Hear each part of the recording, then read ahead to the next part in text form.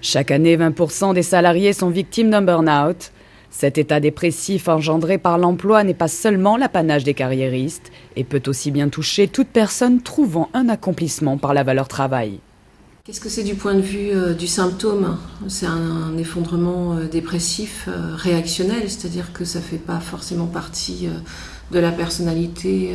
Il y a différents types de symptômes. En tout cas, la personne ne peut plus travailler.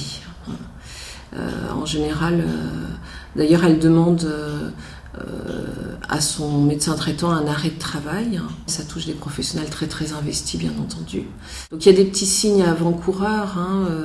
En général, les gens auparavant ont été en retard, ont fait des erreurs. Surtout, ils sont assez mal psychologiquement.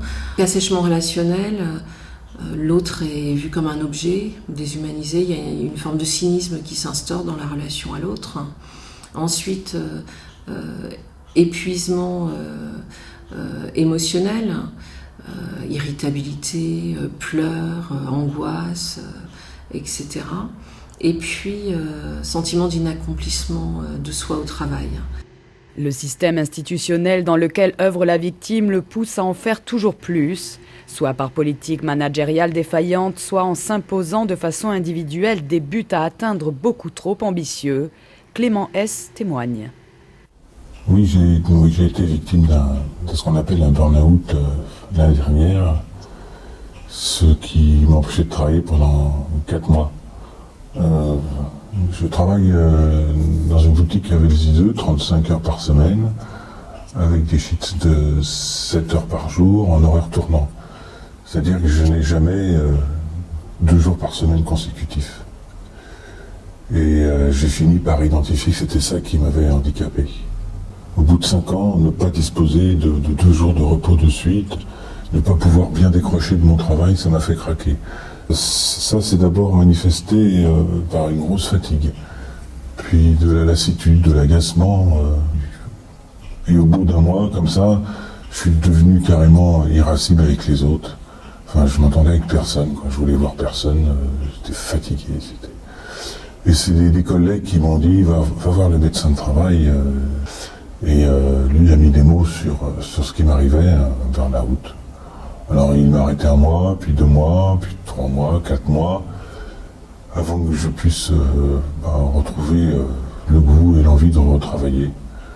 Alors ma direction a été assez compréhensive et a accepté de réaménager mes horaires pour me donner 2 jours de repos consécutifs.